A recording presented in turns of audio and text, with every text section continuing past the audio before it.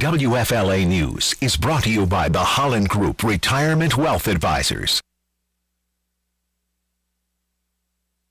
The Florida Central Credit Union Auto Loans Traffic Center, hoping you are having a safe drive at this time in the Tampa Bay area. And the good news is, thankfully, looking for the Bay Area.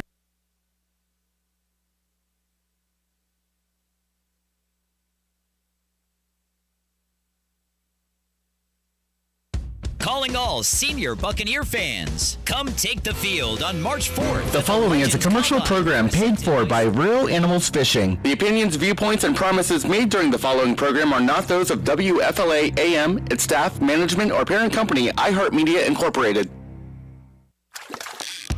Welcome to the Bartow Ford Real Animals Radio Show, your weekly voyage into Florida fishing. Presented by Hubbard's Marina, hosted by Captain Mike Anderson and Captain Dylan Hubbard.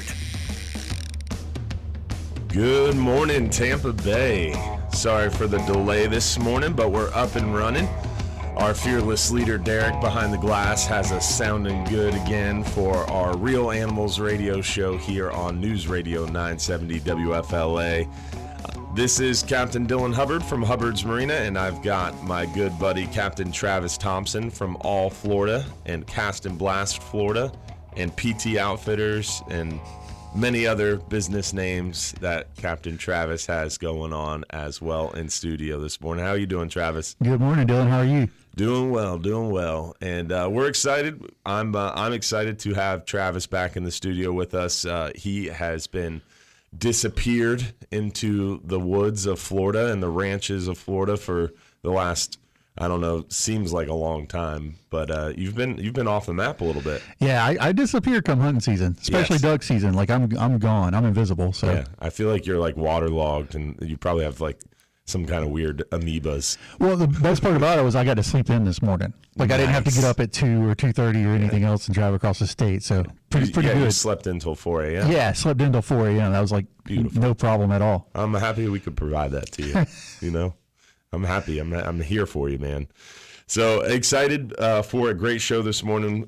Captain Travis is one of the most knowledgeable folks that I know on all things fisheries and land conservation and all the other great things that we have going on at FWC with our bird situation and fishing and hunting and much, much more. So really great guest in the studio today and a lot of good stuff to talk about. But first, want to launch into a little bit about weather. We always like to kind of start out the show, talk to you guys about what's going on now, what we're looking forward to this weekend. And we are currently watching a cold front bear down on our area later today, probably around 5, 6, 7 o'clock. We're going to see that frontal boundary push through. And it's going to bring with it some significant west winds really through the day Sunday, and then slowly start to shift more out of the northwest and out of the north. So kind of a weird front, doesn't switch right out of the north right away. So a lot of west wind, a lot of a strong wind and waves. So going to be a nasty day Sunday. Not really a great day to get out there near shore or offshore. Probably going to have to cancel all of our trips at Hubbard's Marina, but might be able to get out there inshore if you're finding some wind protection. But the one thing that does pop off fishing-wise this weekend would be sheepshead. So yeah, sheepshead are going to get fired up. Oh, yeah. Yeah, it's a great opportunity to go hide under a bridge or find a spot where you're somewhat wind protected, and those seawalls, docks, piers, bridges, jetties, any sort of hard structure with growth is going to have those sheepshead fired up. A buddy sent me a link this week that there's a new state record in Georgia. It was caught last week. Oh, please. 14 pounds, 14 ounces. That is insane. That's insane, right? So I was reading the article. Do you know what the world record sheepshead is? It's like 21 pounds. 21 pounds, 4 ounces. That's a monster. Yeah, I was watching a video the other day on YouTube, and this guy, I think it was like North Carolina, and he was fishing a pier from a kayak, and he brought up the sheepshead that I was like, is that a black drum? Like, it was so Huge. big. And so that's what made me Google it. And I saw the 21-pound sheepshead was the world record. I was like, that is a animal. I cannot believe. Listen, you've cleaned way more fish than I have, but I've cleaned a lot of fish in my life. I don't want to clean a 21-pound sheepshead, man. That's like laborious. I'd release it. This is a great fish. I'm gonna let this one slide. Take a real good picture and let her go.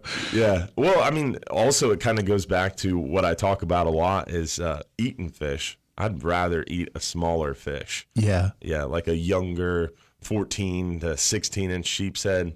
I think a 21-pound sheepshead. I'm not sure what that fillet would look like. Yeah, I don't know if they get wormy when I have no point of reference to catch them that big. You know, the biggest one I've ever caught is probably 5 or 6 pounds. But exactly. Yeah, I'm right there with you. I've never seen a sheepshead remotely that big, so it's hard to say. But would be. I don't need. I think you would need an electronic knife. You definitely need an electric knife. Yeah, and a spare blade or two if you wanted to clean. I don't know if they get worms. Maybe a like chainsaw. Like drums and stuff get worms. I don't know if they do. I don't know. Yeah, I have no frame of reference. Same. Like you said, I've never seen a sheepshead over. I think the biggest one I've seen is probably like 6-7 pounds. Yeah, like that's a beast for us. So I was like, yeah, that's pretty cool. Love to catch one. Love to be on the other end of it. But Yeah. I like that in February because it feels like a slow month, but you can go get groceries close to land, close to shore. For me, like meat fishing, that's a good way to go. And for our crew, it's kind of a good morale booster when none of us can get on the water. The crew will often we'll have dock day where we're changing oil or doing something on the boats. And then once it's all done, they inevitably devolve to sheepshead fishing, or sometimes while they're changing oil. Multitask. Yeah, you got to scrape some pilings of some barnacles, and all of a sudden you're sheepshead fishing. What's the old sheepshead saying? You got to set the hook before they bite? Yes. Or just not pay attention at all. One or the other.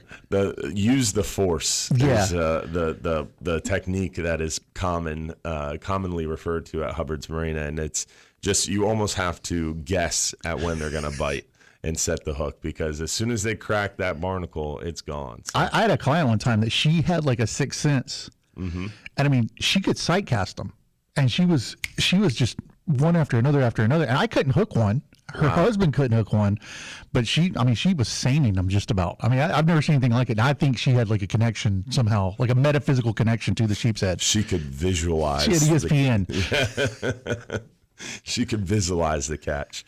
So we got down a rabbit trail there, but I like the ESPN for the sheepshead. I'm going to have to use that one. But we are looking forward to hopefully a nicer week of weather behind this cold front. The good part is... Hey, we got sound effects. You got mail. Yeah, AOL. So luckily behind this cold front, it's going to get nice for us pretty quickly. Tuesday looks like a pretty good day, especially near shore. It's going to pick up a little bit there midweek with a south wind Wednesday, Thursday, and Friday before another weekend cold front. So kind of a weird pattern that we're falling into, but south wind. So we got a west wind all weekend and then a south wind most of the week, which is not great for our area as far as bringing some of that stuff from down south up our way. But looks like the best opportunity to get out in the water if you're wanting to get out there near shore or offshore would be Tuesday. Monday maybe, but Tuesday looks like the best day. Trying to capitalize on that weather window. If you're inshore fishing, you're not as concerned as much about wind Tuesday, Wednesday, really Monday, Tuesday, Wednesday. But Thursday seems like the wind's going to really pick up, and it's going to kind of persist until that cold front moves through. And don't forget as well, the weather update is brought to you by Reese Windows and Doors. They're celebrating 51 years as the fastest and most trusted impact window and door company in Florida. At Reese, they install most windows and doors in only 6 to 8 weeks, and now you can win them absolutely free. Just pick up your phone and text the word HAPPY to 20129 to win $15,000 in brand new windows and impact windows from Reese. Remember, text the word HAPPY to 20129 in order to get a chance to win 15 grand in impact windows. That's huge. And I don't know, I have old windows in my house. We've been replacing them. Dude. And like makes all the difference in the world. Insulation wise, like incredible. Night and day difference. It's crazy. I did the same thing. We bought our home in 2016, and it was old windows. That was like one of the things I noticed when we went to tour the home. And the very front window is like a big picture window and a beautiful window right out of kind of like the sitting room kind of area. And it was great, but it was really thin and like almost like plexiglass, like super lame window. And someone would walk by on the sidewalk in front of our home talking to whoever they're walking with, and you could hear the conversation. Yeah, like they were in the room. Yeah, it was crazy. Yeah.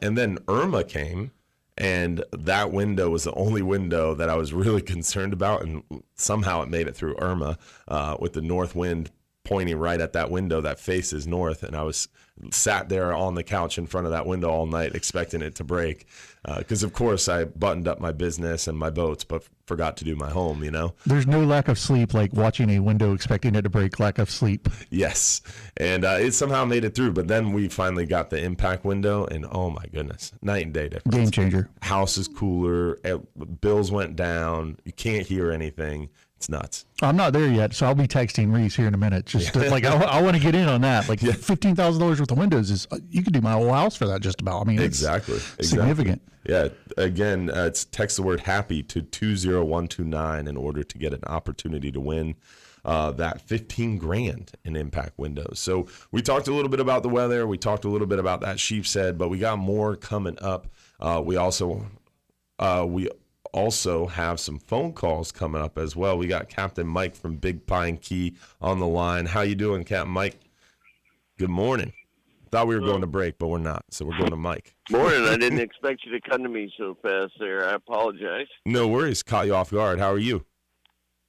Doing real good. Real good. The fishing's been very, very productive. A lot of trolling blackfin tuna. We're starting to see an occasional mahi. The water's starting to warm in certain pockets. Using my weather finder and stuff, and looking for any kind of warmer water in the Atlantic and in the Gulf.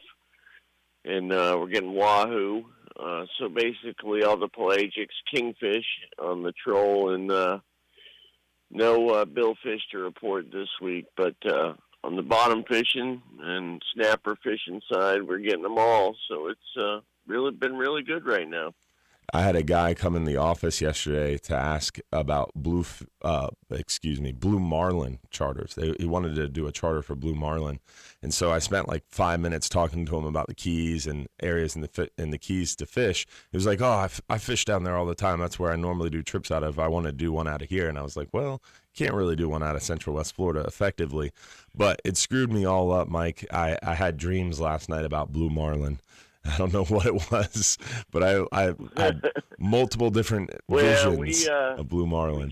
We get a lot of people, not me personally, but we have out of Key West especially, it's got probably about 15 to 20 captains with the big offshore boat, the huge Hatteras type boats and sport fishing boats, and they go out and they'll target blue marlin, but a lot of them are tournament anglers. You know, we have a lot of marlin tournaments. They disappear. It's 3 days. They leave the dock and they're gone for 3 days. You know, and they're going way out in the Gulf or way out in the Atlantic, and it's they're specifically targeting them with huge trolling baits, big bonitas, cool. Just a plethora of just monster baits. It eliminates a lot of the bycatch. Oh yeah. I don't know about it in the Tampa Bay region, straight off of Tampa, hundreds of miles, but I do know up in talk to Mahoney, Venice, Louisiana. Yeah. There's a time of year that they'll target the marlin up there. They get them quite a bit up there. There again, you're getting way off. Yeah, I have a couple buddies up there that do pretty well, but that's basically what I told them too. I mean, you can go down to the Keys, fish the humps. You can go up to Venice and fish the rigs, but Central West Florida, you can get blue marlin, and I know a lot of great anglers like Team Ripper comes to mind out of Madeira Beach that runs out there, but it's 110 miles one way. It's a little bit of a run. That's a haul.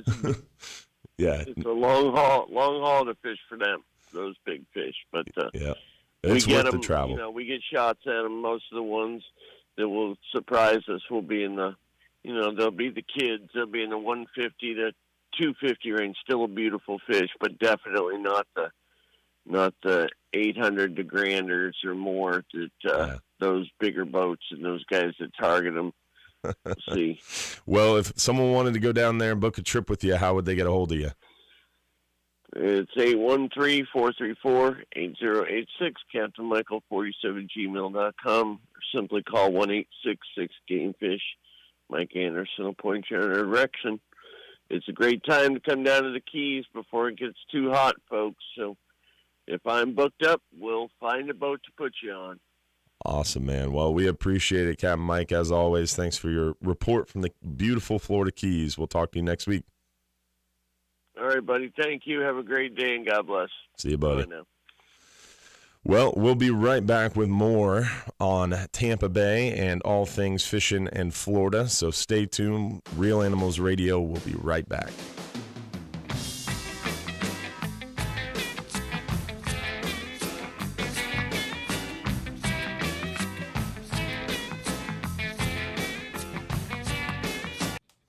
Testing. Yeah. Testing. We're up. Crazy. I don't know what's going on. Marlin's something I've never caught. A marlin? Yeah. I would love to catch a marlin. Hey, should I just go off of you and just wait for you to prompt me with music this morning instead of going on the break schedule? Yeah. All right.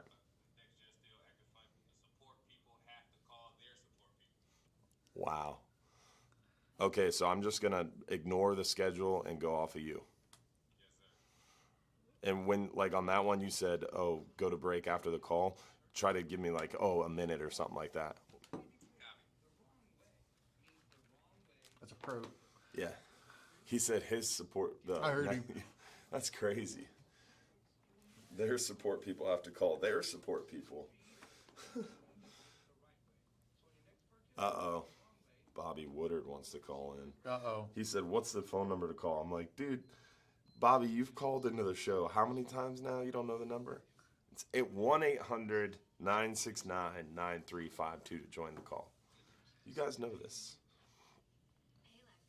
But I guess I should say that. Did he text you the number and ask for it, or did he ask for it on Facebook? No, he texted me. Because Bobby doesn't know how to use Facebook.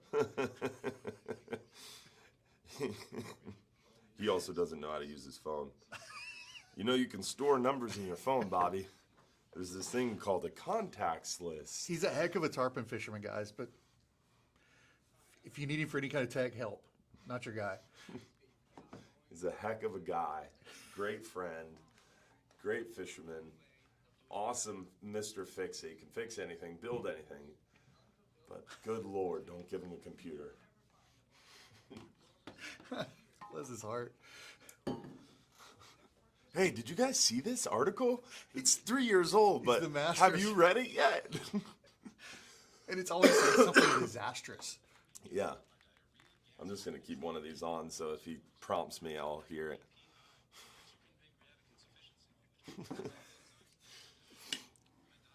So funny.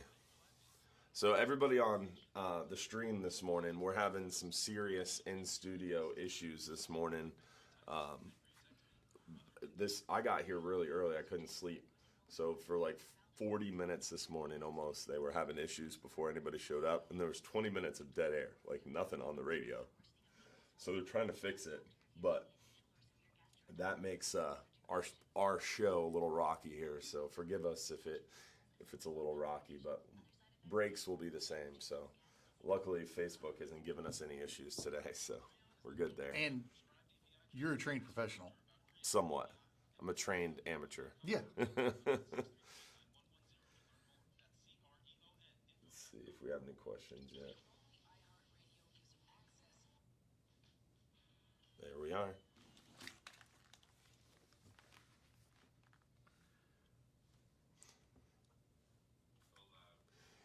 Good morning, Tampa Bay. We're back. Real Animals Radio 970 WFLA. Apologize, we're having a little bit of studio difficulties this morning, but we're working through it. The man, the myth, the legend, Derek is on it behind the glass, so just bear with us as we are a little bit rocky to get started this morning. But it's early, it's a cold front Saturday, things are just blown up, so we're working through the software bugs and enjoying a beautiful day here, getting ready for a beautiful week.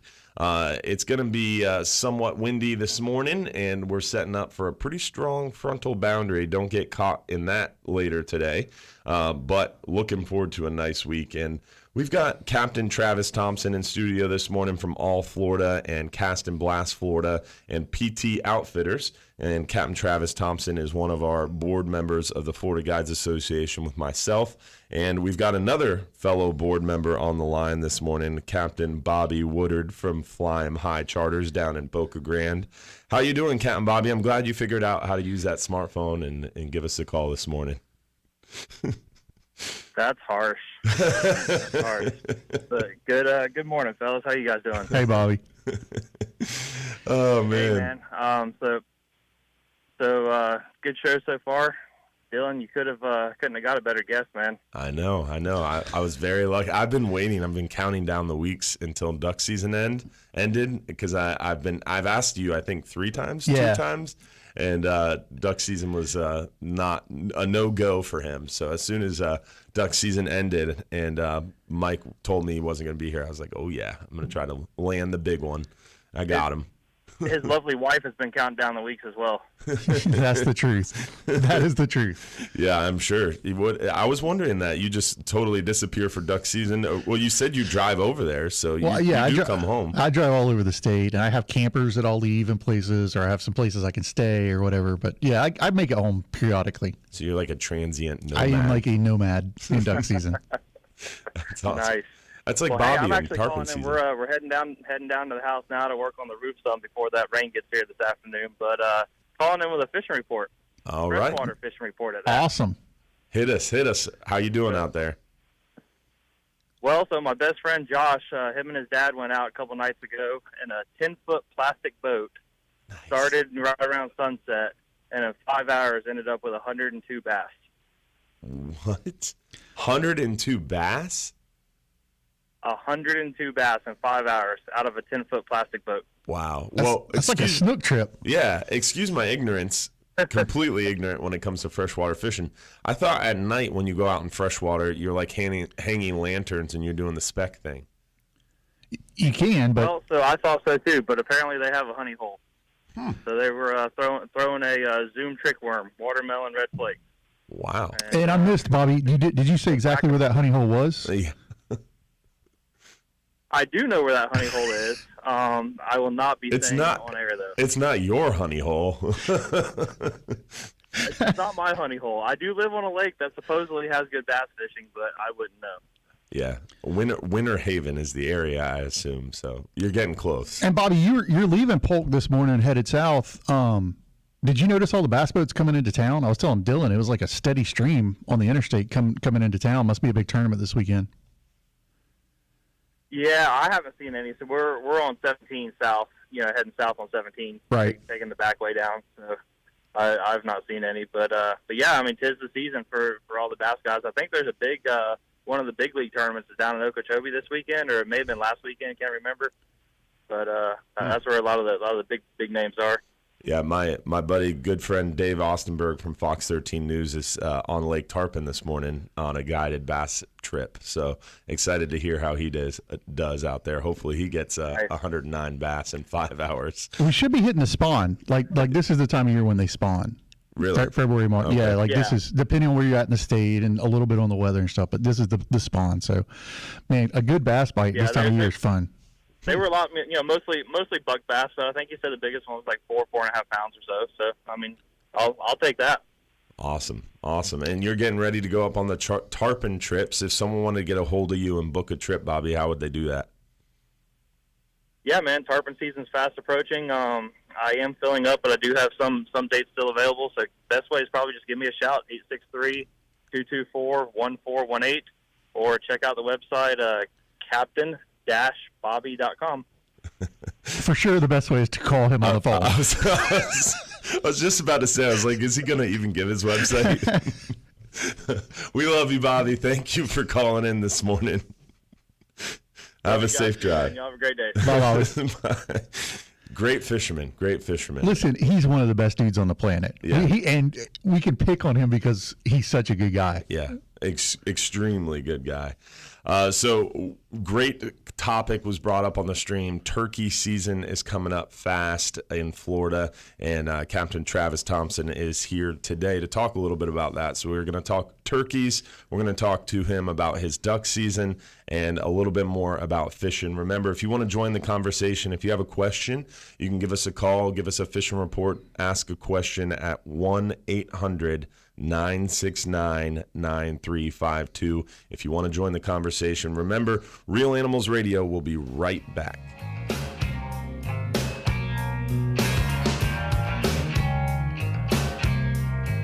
News, traffic, and weather. He's a heck of a fisherman, too.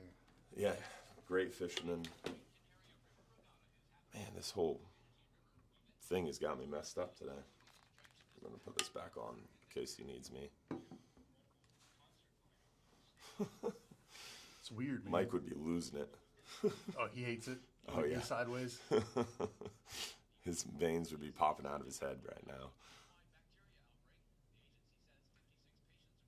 Turkey season is coming up fast. Oh, yeah. So Jason Richmond is in Georgia. Is our turkey season the same as Georgia? No. No? But it's close. Yeah. Starts about the same time. We talked about bass, and Ron's tackle box showed up. Oh, awesome. William Keene on the stream said re-window, ? That's a good one. Instead of the re-roof. Did you know that's a word? Or a term? Re-roof? Yeah. You did? I worked as a roofer for about a summer. Oh, really? Worst job ever. Like, hats off to anybody that can do that, man. That's miserable. Yeah. That's rough. I couldn't imagine. So re-roof is a common term. All right, I'm on the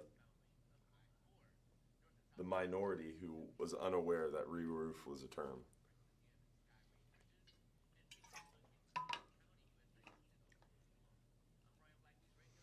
Ian Clifford, Butch is right. We're about 18 to 22 months out from the dredge, we were told.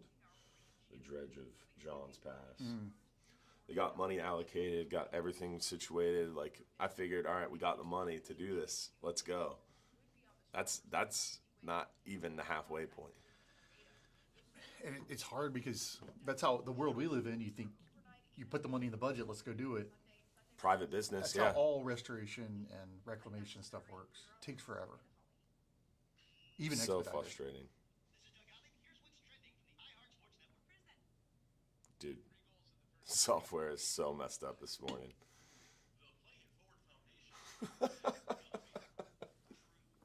I was watching it was just bouncing around. The biggest thing Mike would be pissed about is his commercials aren't playing. Yeah, it just went for a second. That's what's happening. I think it's trying to catch up now. This is hilarious. I'm going to let them hear this. Hi, this is Earl Ron, president of New South Window. New South office. Oh, you can put it into the feed? WFLA News is brought to you by the Holland. Tell your smart device to play WFLA. Tell your smart device to play WFLA on iHeartRadio. This is News Radio WFLA. Bear with us. Tell your smart device to play Tell your smart device to play WFLA on iHeartRadio. All right, Tampa Bay, we're back. Real Animals Radio Show here. Captain Dylan Hubbard at Hubbard's Marina for the News Radio 970 WFLA and Real Animals. Bartow Ford, Real Animals Fishing Show this morning. We got our good friend Captain Travis Thompson in studio this morning, chatting fishing. Want to give a quick shout out to our friends over there at Affordable Roofing. If you haven't checked them out yet, make sure you do. Whether you need a shingle, metal, tile, or flat roof, Check out our friends at Affordable Roofing Systems today. They're your safest choice for repairs or replacements. With over 3 decades of roofing experience, let Affordable Roofing Systems guide you through this important process. They're defined by integrity, respect, and honesty, and they have a personalized and professional approach to doing business. Call 888-397-ROOF for your free estimate, or visit them online today at affordableroofingflorida.com. Definitely great people over there at Affordable Roofing. Mike goes fishing with them quite a bit. They're fishy people, and you can always trust fishy people, in my opinion. And Captain Bobby called them for help down in at Boca Grande for his house, and they couldn't make it down there. They had too much work going on in Tampa Bay, but they actually helped him out over the phone and gave him a bunch of insight and knowledge, and someone actually called him and walked him through a bunch. So even if they can't help you, they'll still help you. So pretty cool. Good people, man. You want to trust the people that are. Yeah. Trust people who help people, right? Yeah, it's exactly right. So we've got Ron from Ron's Tackle Box on the line this morning. Apparently, if you mention bass or talk about Winter Haven, Ron will call. Imperial Polk County. Yeah, exactly. He heard it. His ears perked up. It must have been burning. Good morning, Ron. How are you this morning? Doing great this morning. Awesome. Just want to let you know the fishing is fantastic out here in Polk County this time of year. Yes, sir. Bass fishing this last week's excellent. A lot of 6-8 pound fish, a lot of bedding fish, a few shellcracker mixed in, a lot of speckled perch. I'll tell you what, if you want to come out and catch some fish, this is the time of the year, especially for the crappies. That's awesome. At least through February, the best month right now. So if you have an opportunity to get out here and do some fishing, you'll do very well. Hey, Ron, this is Travis from Winter Haven. Are the specks, are they in the pads and the weeds, or are they out in open water right now? Yeah, they're coming into the pads and the weed lines, cattails, really good, real strong. And are you seeing a bedding fish there? Are you seeing a good bite with both jigs and minnows, or? Yes, both. A lot of chartreuse and pink, light colors are working well because the water's pretty clear right now. We haven't had a lot of rain, so that kept the water nice. Minnows, of course, probably your best. People catch a few grass shrimp, use them. That's the natural food chain, so that works real well if you can catch a few of them. Awesome. Are you looking at a particular depth for them, or just you finding the pads, finding the fish, moving a lot? Basically, just go right up, close to the weed lines, and then use a long pole, which works real well, pretty good. You stick it right out there and yank them out of the weeds. Drifting is always good. I mean, there's still a lot of fish out there, deeper water, which I say deeper. Our lakes aren't very deep. You're 14, 16 foot of water. So, but it's a really good time of the year. This is it. That's awesome, man. Of course, you can catch them all summer long. At nighttime is real good for all year round. That's the best time to get them, huh? And your bass fishing, like I say, is excellent right now also because of spawning season and seeing some good numbers of fish. Really nice-looking fish right now. What was the big bass this past week, Ron? Right at 8 pounds. 8 pounds. That I've seen. Oh. I'm sure there's people catching bigger ones, but they're not showing their hand. I don't blame them. Awesome. They don't want you to follow them around. Yeah, exactly, right? I've had people leave here and people follow them, like, where are you going? When you say a long rod for that crappie fishing, what do you mean by a long fishing pole? I'm sorry, I didn't hear you. When you say use a long fishing pole for the crappie fishing, what do you mean? Yeah, a longer rod. Like a cane pole or a 10, 12-foot fishing rod, like a spec rod. That's crazy. It's really good because then you don't have to get right up in there with your boat. You can just reach right into the pads and pull the fish out. Because when you get up in there where they're at, they're going to move. I got you. Yeah, that was one of the things that was so interesting to me at a recent Bartow Ford Real Animals Fishing conversation with the Watts brothers. They were showing their crappie fishing rod, and it's like this 12-foot rod to catch this little tiny fish, and it has this little tiny jig on it. And I was so confused, but I was very interested, and that's kind of what he was talking about, being able to reach out there and drop it. A tiny jig, it represents like a live bug. That's what the fish feed on all year round is bugs. So use a tiny jig works real well. Match the hatch, right? Yep. Well, we appreciate our freshwater guru calling in this morning. How would someone go out and visit you over there at beautiful Ron's Tackle Box? How does someone find you? I'm out here at 380 South Lakeshore Way, which is 1792 in Lake Alfred. Phone number 863-956-4990. Awesome, man. Well, we appreciate it as always, Ron. Thank you so much for calling in and bringing us your report this morning. Thank you, guys. Appreciate it. Appreciate it, brother. Always a pleasure hearing from Ron and at beautiful Ron's Tackle Box, bringing us our freshwater report. And this morning, we're blessed to have Travis in studio with you had some freshwater stuff you wanted to talk about this morning. Yeah, too. I mean we've covered that. That was gambit. the big one. Is spec? It's spec season. Now you don't freshwater fish, right? I mean, you did like in college and stuff. Yeah. I know, but yeah, that's about it. That's my. Have you ever eaten spec? I have never. Okay, my opinion is the best eating freshwater fish. Yes. And it's a good eating fish. I've heard that before. I've had catfish, and I like freshwater catfish. We used to go to a place that had freshwater catfish, like actual confirmed, verified freshwater caught catfish. Not branded in a package from some other country or something. Yeah. But no, spec fishing is so much fun. I equate it a little bit to like inshore mangrove snapper fishing, like you're pan fishing. Yeah.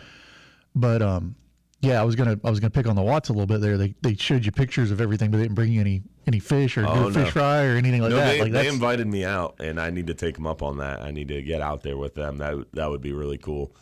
But I don't know. I just haven't made the opportunity to do it. You know, if you're too busy to go fishing, you're just too busy, right? The last couple weeks of duck season, my clients will actually make fun of me because I do private land stuff, but I do public water stuff as well. Mm-hmm. And if I'm on public water, I've got my binoculars out and I'm watching the fishermen because I'm getting ready to transition into spec fishing. Yeah. And so you can learn a lot sitting out there at a duck blind, waiting for the ducks to come. You can do a little recon work. So it's amazing though. But I mean, it's not hard to find either. You can go out and you can see kind of the grouping of boats. So just know when you're out there spec fishing, Travis might be watching you through a telescope or binoculars. Yeah, don't get too close to those ducks that aren't moving. The ones just sitting stationary there.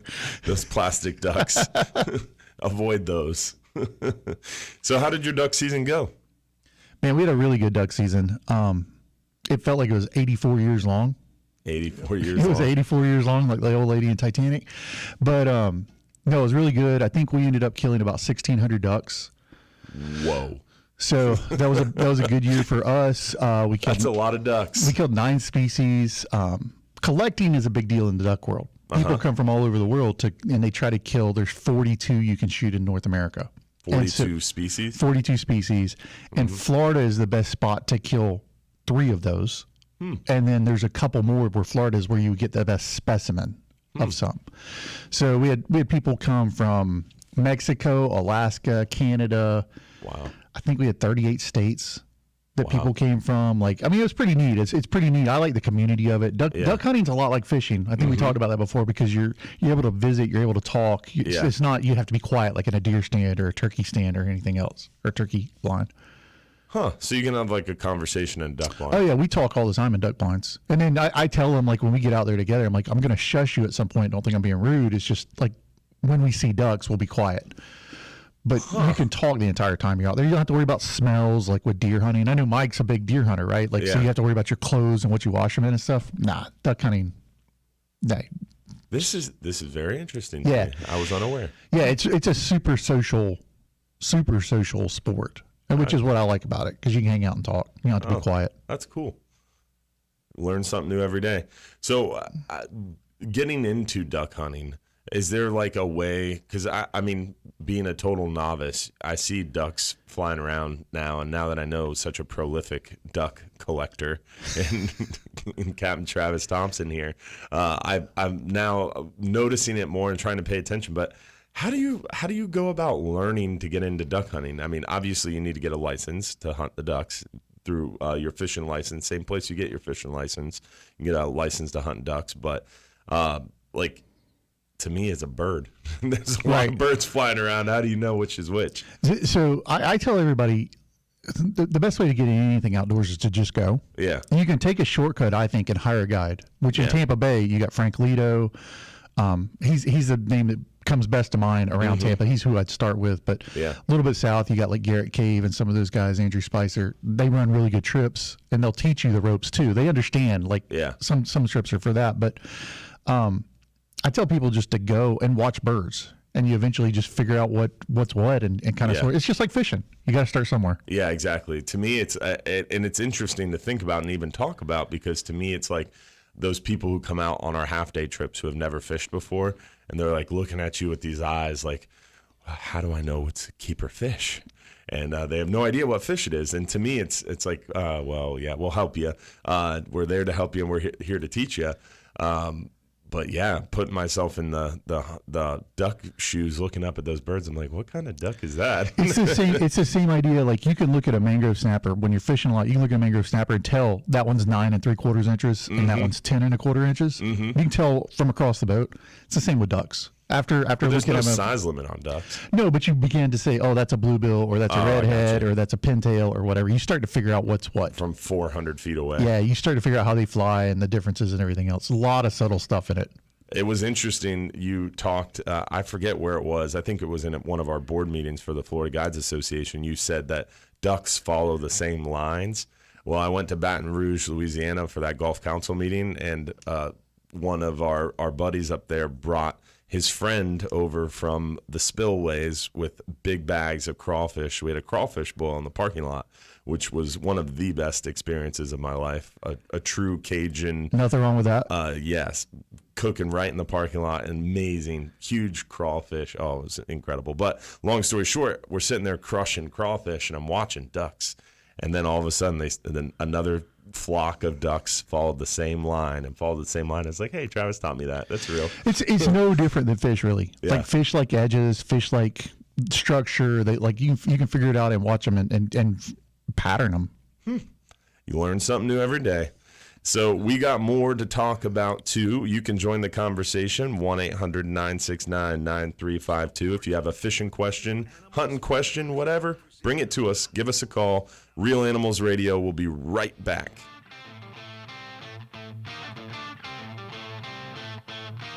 Yeah, he said 6:50. But no, he gave you a warning. You nodded earlier. Yeah, he gave that was a a warning. 1 minute. Yeah. Today's Youth Day. Today's Youth Day? Yeah. Today's the last actual day you can hunt. Oh. I thought it ended on the...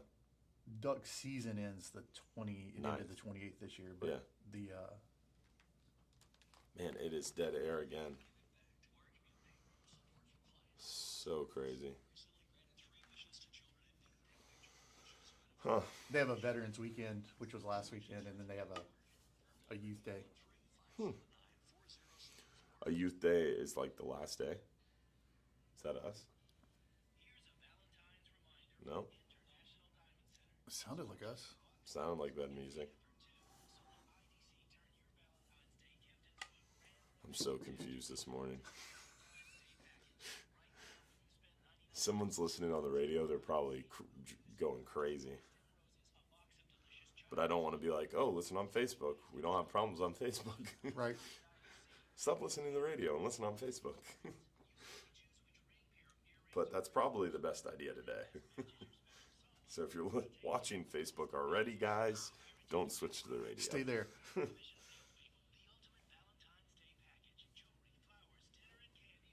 The screen just keeps going blank.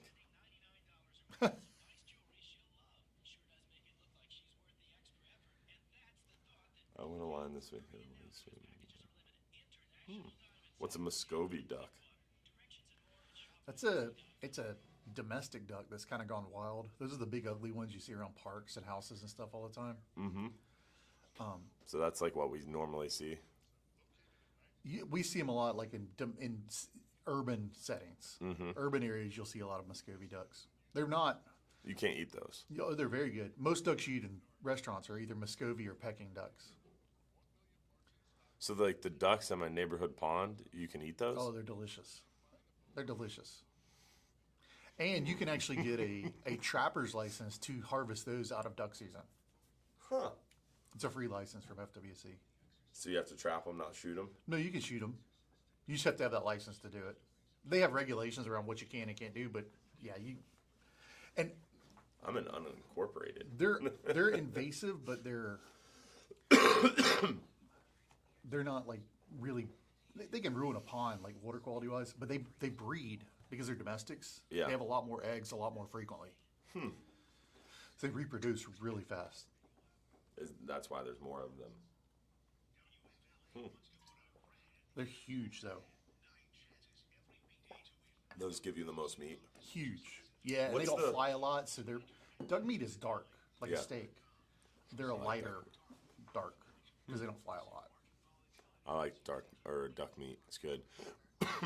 What's the one that everybody goes after? It's a wood duck, right? Wood duck's real popular. They're so pretty. Those are the ones that that's a trophy duck. It's a really pretty duck. That and a teal, right? Teal are really popular. But that's early season. You can kill them all season. We killed almost 800 teal this year. Wow.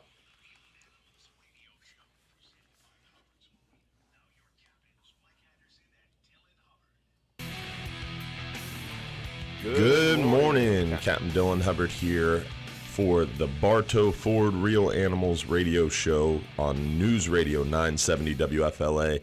Got my good friend Captain Travis Thompson in studio this morning from Cast and Blast, Florida, and all Florida and PT Outfitters, talking all things fishing, duck hunting, turkey hunting, and much, much more, and answering questions and taking your fishing reports. Remember, if you want to join the conversation, give us a shout, 1-800-969-9352 if you want to join the conversation.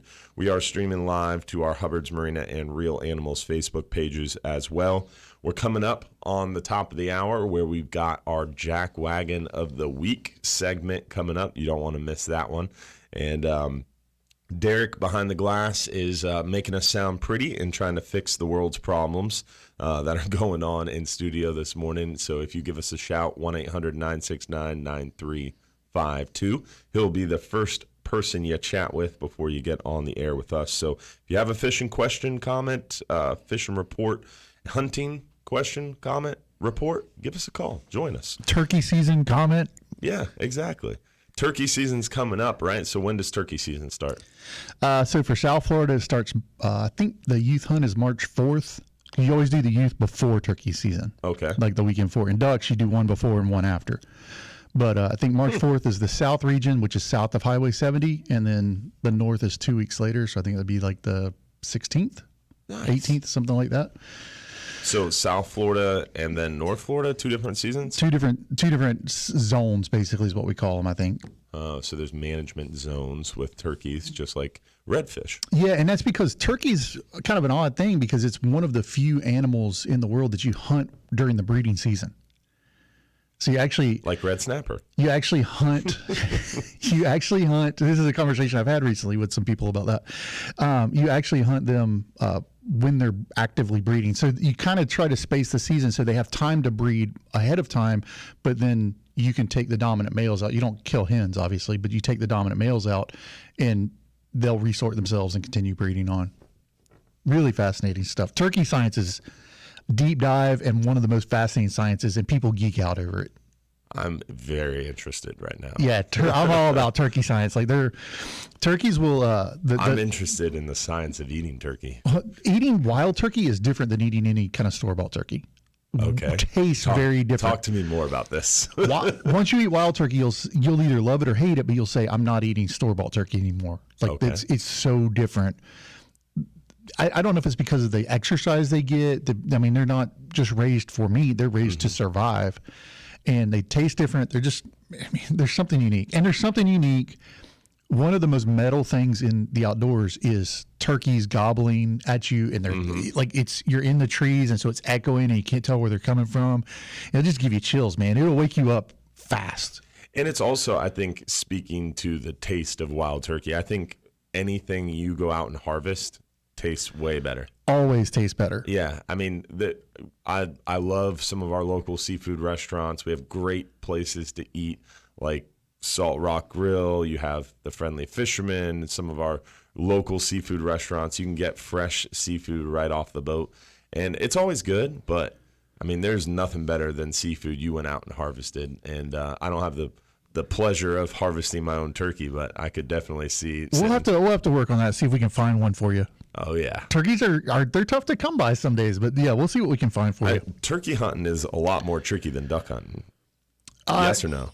It's different. It's like you're stalking turkeys though. You have to start worrying about your smell and well, you don't have to worry about smell really with turkeys, but turkeys could see. They can probably see us right now. Like they can see anything, anywhere. They are unbelievable what they can see, and anything that's out of place they don't like. So you can turn a turkey off really quick. Huh. So we do what's called run and gunning. My 6'7", 300-pound behind going through the woods would probably be difficult to sneak up on a turkey. The idea is you want to find them the night before and follow them to their roost. So the next morning when they fly down, you can put a decoy out or something and get them to. You're like a thief in the night. You're going to stalk them to their home. You stalk the turkeys. Like you got to put a lot of work into turkeys. You don't just walk out there and shoot a turkey. You got to put some effort into them. You got to follow them home. You follow them home to the roost tree. They'll usually roost and then camp in their front yard. And if they fly down off the other side, like you're done. You got to figure out a way to cut them off without them knowing that you did that. So follow the turkey home to his roost tree. He flies up in his roost tree, stays there through the night, and then you're hoping in the morning he gets off that tree. Yeah, you go home or go to camp or whatever. You come back the next morning. You set up and you hope he flies down where you're at. Oh. And there's a whole routine that they make. Like they'll make different noises on the roost, and oh yeah, it'll make your blood pump though. That sounds. When good. They do that cackle. You're just waiting for him to fly down off this tree. So why can't you take him in the roost? It's not sporting. It's not sporting. I don't know that it's legal or not. I'm all about working smart, not hard. Yeah. I mean, shooting a turkey once he's there is like shooting a chicken. Like it's not like it's that hard to kill a turkey. I got you. But the trick for anything in nature for me is trying to get it to do what I want it to do. Yeah. All right. So you're ambushing him at the right time. I got you. Yeah, and they'll come and attack your decoy. You put a hen decoy out, they'll come and attack it and try to mate with it. Like you get a fired up turkey, it gets game on, or there'll be two of them and they'll fight each other. There's so many more questions I have, but we have to go. Yeah, but remember this is public radio too. Like, well, on the other side, we'll have more from Captain Travis Thompson and turkey hunting. Join the conversation 1-800-969-9352. Real Animals Radio. We'll be right back.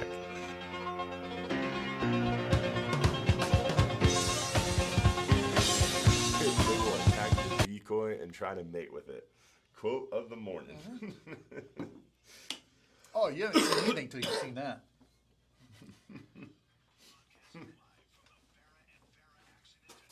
That's hilarious.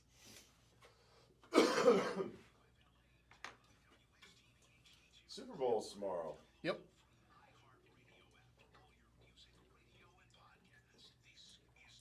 Favorite part of the Super Bowl? The commercials. Same. We don't even care about the game. Yeah. Commercials, halftime show. Rihanna's doing a halftime show. Really? Chris Stapleton's doing the national anthem. I used to like him. Stapleton? Yeah. Yeah. He got real political. Did he? Yeah. Super political. Kind of ruins it for me. It's like if you're like a famous actor, that's cool, but like stay in your lane, man. Yeah. Why you gotta ruin it for me?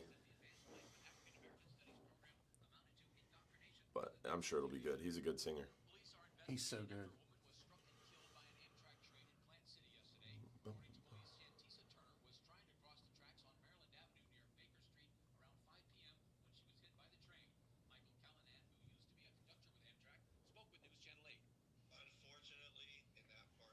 Watching the turkeys come into your turkey call is the greatest thing. Oh, so good. Somebody said that on Facebook. Mm-hmm. It's so good. They know what's up. At a fishing expo when I was younger, there was like this one booth and they're doing the turkey calls the whole time, and I was interested. I bought one. I played with the box calls. Yeah. No, it was like a scratchy thing. Oh, I don't know if it's even a turkey call. Slate call. Yeah. But that's a turkey call, right? Oh, yeah. So turkey calls are their own culture. Their own culture. They have like whole competitions about it, right? Oh, well, they do that for ducks too, but there's... Wait, there's duck calls? Oh, yeah. Oh, yeah. All right. I've got a friend who makes duck calls. They started about $800. Oh, there is duck calls. Yeah, Duck Commander. Duh. Yeah. Yeah. Huh. Crazy. That was a stupid question. But yeah, the turkey calls, like, there's people that get into collecting those. Yeah. So there's turkey calls, there's duck calls, there's no deer calls. There's a grunt tube. For deer? Yeah, deer will grunt. I can't do the noise, but they'll grunt. And you can use antlers and rattle. Yeah. And it'll sound like they're fighting. Huh. And that'll bring big male deer out. Like I'm gonna super subjective. Like you don't do that all the time. You don't do that year round. You do that like during the rut or right before the rut or something. I'm not a huge deer guy. But you can use a grunt tube. There's elk calls. There's a bugle for elk. Those are really the big. But turkey calls, duck calls have their own. Like collecting that is like its own culture. And you could go into debt doing it.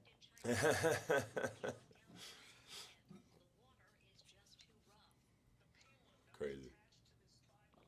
I do decoys. I collect decoys, antique decoys. Oh, yeah. Or handmade decoys, yeah. And you could go into debt doing that too. Oh, I know. I've seen some of those duck decoys on like Amazon and stuff.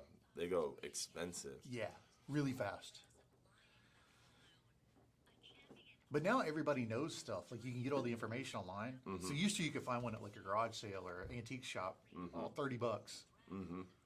Now it's $300. Because everybody knows what they're looking at. Yeah, like crazy.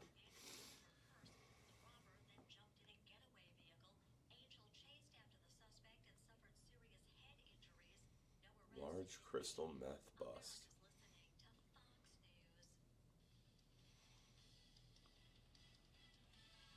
I wonder what they say is a large. Oh my gosh, that's a lot of crystal meth. I missed it. Big old satchel of crystal meth. That's crazy. You know, if you're going to do crystal meth, make sure you have a trash can full.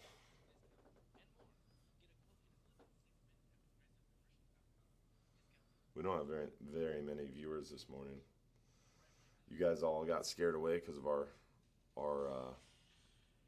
issues this morning, probably. They're probably trying to get out there and fish before the weather comes front. in. Should be fired up today. This morning, but the wind's gonna kick up at 9, 10 o'clock.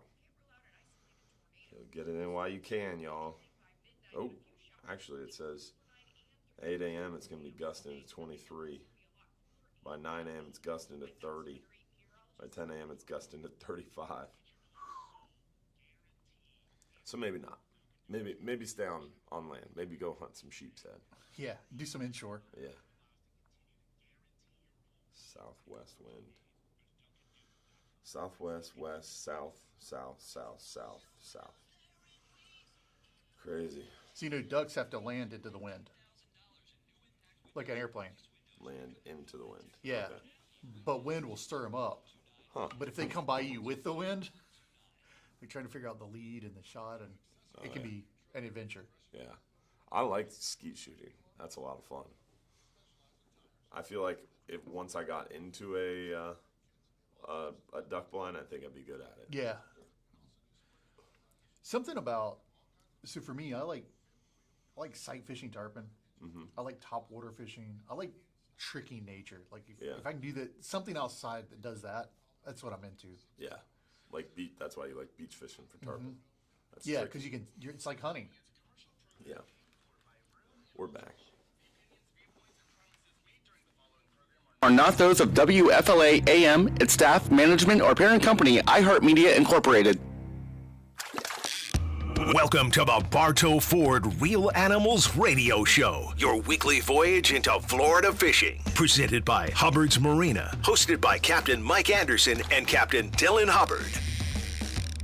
You know how I know we have a great show is they have a disclaimer on our show to start the show, and they remind you halfway through, like, hey, we do not agree with what these guys are about to say. Anything these idiots say is not on us. Yeah. It's Captain Dylan Hubbard here from Hubbard's Marina. We got Captain Travis Thompson from All Florida and Cast and Blast Florida in studio this morning for the Bartow Ford Real Animals Radio Show on this beautiful Saturday morning. At least it's beautiful for now. The wind is about to turn up. It's about to get real nautical real fast and remain that way through the weekend, but then calms down nicely Monday, for a beautiful day Tuesday before the wind picks back up and gets a little southerly through the remainder of the work week before another big weekend cold front. We got our Jack Wagon of the Week segment coming up very shortly, but we want to get to this caller. We got Captain Jim Fogel on the line here. He's been holding the while, so we're going to get to his call, then we'll cover our Jack Wagon of the Week. Good morning, Captain Jim. How are you? Good morning, gentlemen. Yeah, I tuned in just enough to learn. I'm going to go turkey hunting here next week or so. Awesome. Well, don't forget to follow him home. Get that fish. Yeah, I'm just going to follow him around for a while. There you go. Got to stalk him. Then I'll be able to report back what I see. We've learned so much. Two good newses today. All right. Okay, first of all, down around outside Sarasota, a diver was rescued off the coast of Minnesota Key Thursday. Nice. After he drifted away from the boat. Okay, evidently it was reported that he was looking for an anchor. Wow. Two other people in the boat reported him missing because he didn't come back up. Whoa. And I am really happy that he appears to be okay and they found him.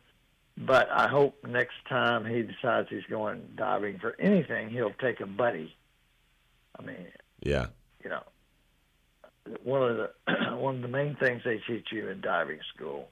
That's the reason they teach you to buddy breathe. Mm-hmm. If so that you'll have a buddy with you.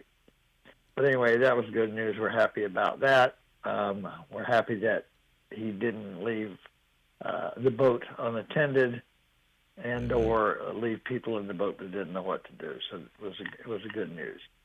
The other one was that off the coast of Puerto Rico this week, they got a call from an 80-year-old gentleman who had lost the steering on his 44-foot sailing vessel, which he was sailing by himself. Okay, so he put out a call that he was in trouble, and the Coast Guard, of course, revved up to go look for him, but by the same token, you know, they can't be there in like 5 minutes. It takes them a minute or two to wind up. Actually, it takes probably 30 to 45 minutes to get wound up and get out on the hunt, and then it's going to take them a while to get there. Mm-hmm. So, of course, the Coast Guard issued a distress request over Channel 16, and a Good Samaritan chemical tanker that was cruising by saw the boater in distress and rescued him until the Coast Guard got there. Oh, that's awesome. Wow. So this is also a really good story. Mm-hmm. And it just establishes more and more and more that we've got to have that radio. We've got to have that VHF marine radio, preferably a console mounted. Amen. Because even if we can't talk, even if we're too far away to talk to the Coast Guard, you know, there's a lot of us out there that've got our radios on and we're listening. I'm sure all of Dylan's boats are revved up, and on Channel 16, they may be monitoring some other channels, but they're also always monitoring 16. Yep. And can a lot of times get to you before the actual Coast Guard can. Oh, yeah. Yeah, we oftentimes end up doing that, and we have to. It's Coast Guard regulation. We're U.S. Coast Guard inspected passenger carrying vessels, so we have to be monitoring Channel 16. We actually are required to carry 2 radios, so we have redundant VHFs, and then we have handheld VHFs. We have sat phones. We have the InReach. We also have the satellite tracking vessel monitoring systems permanently affixed to the vessel as well. So we have redundancies for our redundancies for communication. That's good, because you can't have too many backups. Amen to that. You know, when you're out there at sea, I mean, you know, the 7-Eleven is not around the corner. So amen you to got to that. be able to take care of yourself for a while anyway. Well, great. All right, guys. Yes, sir. I appreciate it. Thank you so much. Appreciate what you do for the fishermen and the boaters in the area, and for the Coast Guard Auxiliary in St. Pete. It's Jim Fogel. Be safe out there. Thank you, Captain Jim. We appreciate you, buddy. Always a pleasure getting our safe boating tip of the week. Remember, that safe boating tip of the week is brought to you by our good friends at Milwaukee Tool. Make sure you check out MilwaukeeTool.com to see all the great products they have and find out why they're the easy choice for the Real Animals fishing team. Incredible tools over there at Milwaukee Tool. So, safe boating tip of the week brought to you by Milwaukee Tool. Now, with that, it is time for the long-awaited Jackwagon of the week. Jackwagon of the week. You got it. You guessed it. And Jackwagon of the week this week is not a person. It is not a individual. It is not even a group. It is a weather pattern. A well-deserved jackwagon in that. Yes, yes. I think everybody can agree with and sympathize and empathize with the cold front weekend weather pattern. We've gotten a cold front on the weekend last weekend. We got a cold front on the weekend this weekend. And now forecasting another weekend cold front next week. So Saturday cold fronts are the jackwagon of the week. And it seems like they're around and they're kind of hanging out with us. And it's super frustrating because a lot of people out there only have the opportunity to get outdoors and enjoy some fun in the sun on the weekend when they work in Monday through Friday. And unfortunately, these weekend cold fronts are going to be a detriment to that. I mean, this weekend we got heavy rain and heavy rain probably later afternoon and heavy wind all day. Tomorrow's going to be cold and extremely windy and rough. And next weekend looks to be the same. So I want to make an amendment to the jackwagon. Go for it. Okay. So from a duck hunter standpoint, all right, ducks will move on cold fronts. You know duck season's over, right? Well, today's the youth day, so today it's over. But we're not getting new birds at this point. So So I would say January, February, March, like post New Year, cold weather on the weekends. Yeah. Jackwagon of the week. Before that, we kind of like them. And also at the same time, Mike always says he's not here today, so he can't launch. Well, we into can just this. make up whatever he says. Then. Yeah, so we're gonna do that. So he always talks about how we have to be careful complaining about cold fronts because all of a sudden, come March, when that water temperature starts to get right, if we don't have a cold winter, those fish don't really get into that winter time kind of drought, and they don't get hungry and they don't get fired up. Yeah, the springtime bite isn't as good. Yeah. So a cold winter is actually a good thing, but it doesn't have to happen on Saturdays. Come on, cold fronts. Get your stuff together. Do better. Yeah. Do better, cold fronts. Yeah, tighten up. Happen during the week. And that way we have a nice weekend to get out there and enjoy some fun in the sun and get out on the water Saturday and Sunday. I would support Monday cold fronts. Monday, Tuesday cold fronts. I would like vote that. for a Monday late afternoon, early Tuesday cold front. That sounds good. Maybe you get the falling barometer on Sunday. You can get out and fish or hunt or whatever, Beautiful. and then Saturday's fine. And I've always thought we should be able to schedule these things. Agreed. I completely agree. Like if we're gonna have a hurricane, let me put it in my schedule. Yeah, completely Is agree. that too much to ask? Yeah, Tuesday's not good for me. Can we? We got to work on this. We just figured it out. Solve the world's problems. We just got to schedule these things, and that'll solve our jackwagon of the week. Don't forget, we do have some events coming up that we want to make sure you're aware of. February 24th, we've got our final Friday crawfish boil / live music / awesome fun party time in Johns Pass. Final Friday, every last Friday of every single month, we've got that big Final Friday bash in Johns Pass. So come out and join us from 6 to 9 p.m. Hubbard's Marina does it big. We kind of make it like a customer appreciation, community appreciation day. We give away free beer. We've got free crawfish boil going on. And this Final Friday, we've actually got a big DJ coming. Salinity Gear will be there with a tent. We've got Dylan McLean setting up a tent and selling stone crabs. We've got our typical awesome steak and cheese hoagies from our buddy Doug. So lots of good stuff for this Final Friday coming up February 24th from 6 to 9 p.m. Then February 25th, we've got our 2 p.m. Bass Pro Shops fishing conversation. So make sure you join us there Saturday, February 25th at Bass Pro at 2 p.m. And then March 28th, we're going to be back at Bartow Ford for the Bartow Ford Real Animals Fishing Conversation. That's March 28th from 6 to 8 p.m. The legendary Captain Scott Moore is going to be the guest. I may come to that. Right? I'm a Scott Moore fan. I'm a huge Scott Moore fan. I grew up reading Scott Moore books. Yeah. Frank Sargent, Scott Moore wrote those books back in the day on secret spots. And he's been doing it longer than anybody. He's Mount Rushmore of Tampa Bay fishing. So it's going to be really cool to get to hear him speak. I'm going to be there myself listening and recording that seminar for sure. So definitely join us March 28th, 6 to 8 p.m. at Bartow Ford for Captain Scott Moore. There's going to be free food from Silver Ring Cafe, giveaways from Engel Coolers. We got the Bull Bay Rod giveaways, the Real Animal swag. We'll have some Hubbard's Marina swag to give away as well. So definitely don't want to miss out on that event March 28th as well. So. Do you think anyone in history has touched more snook than Scott Moore?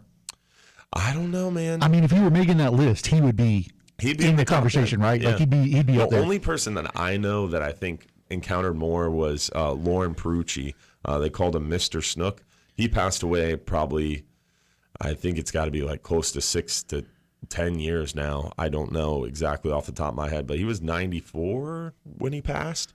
And that man could snook fish. I mean, when I was a kid, I didn't know Scott Moore. I was a Johns Pass rat, I just knew this guy, and he would literally sit out in front of Hubbard's Marina reading a newspaper and look at his watch occasionally, and occasionally he'd just fold up his newspaper, set it down, grab his fishing pole, and walk out there and catch like 14 snook in 5 minutes. And then because he knew he had it timed down. Yes. Oh my gosh. And then he'd put the rod back and go sit on the bench and read the newspaper for a while, and then look at his watch, and he'd get back up and do the same thing. And it was like every 2 to 3 hours, he would just go catch an incredible amount of snook really fast.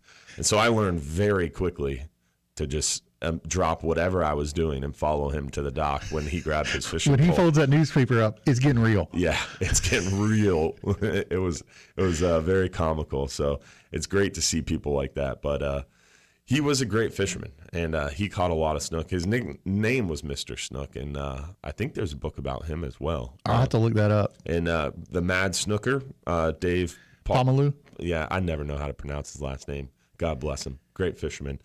He, I think, is up there too, but he's actually credits Lauren Perucci, Mr. Snook, with a lot of his knowledge and a lot of his kind of inspiration. So I think there's a couple people up there in the top 10, but Scott Moore's definitely It'd right be there a with fun him. conversation if you could sit down and do the math. It would be. It's interesting.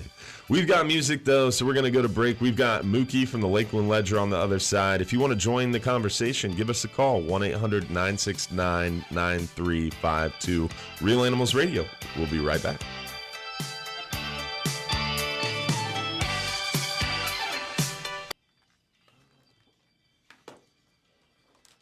Yeah, I've thought about that before, though. And I think Scott Moore, Dave, I think Scott's definitely caught more than Dave.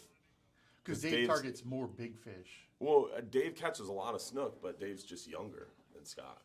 Well, Dave hasn't been doing it quite as long. He catches a lot of snook, but he also, if you're using a ladyfish this big. He catches a lot of big stuff. Yeah, but you may get a bite every 30 minutes. Yeah. Versus Scott with clients on the boat, like you're. He's catching snook after snook. It's an interesting question.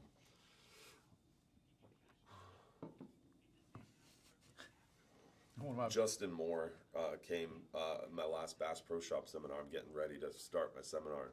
Justin walked up and said hello. That was my first time meeting him. He was coming home from a duck hunt. Yeah. Did you see the tarpon he caught?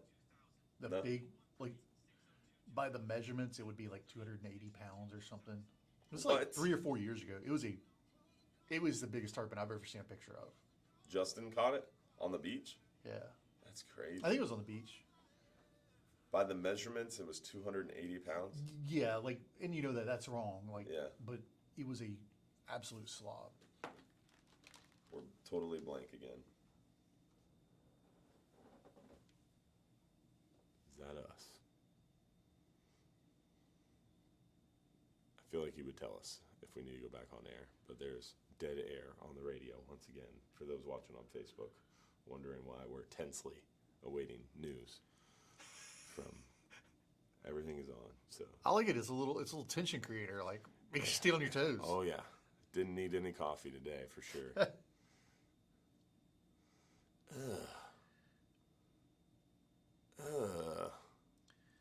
On the news, they're talking about dry scooping. These people are taking shots of pre-workout by just pouring it in their mouth. No. I got a client. It's a female client. She does that with coffee before duck hunts. What? Yep. She'll do a shot of coffee grounds. That's hardcore, right? That's extremely hardcore. Like, that's a red flag. Yeah. Big red flag. One of my buddies, he said he's listening during their youth hunt. Yeah. One of my other buddies said that they're 0 for 11 so far this morning. 0 for 11 on? Yeah, they've shot at 11 ducks and missed 11 ducks on a youth hunt. That's okay. That means the kids are shooting a lot.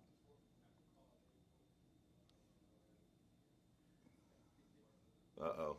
John Sasser says he disagrees with the jackwagon of the week. I saw that. I think it's a strong disagreement. Yeah. He's a great fisherman. He's caught a lot of snook in John's Bass. All right, now we're back. The radio is back online, playing 4 seconds of commercials each. Dude, it is so messed up this morning.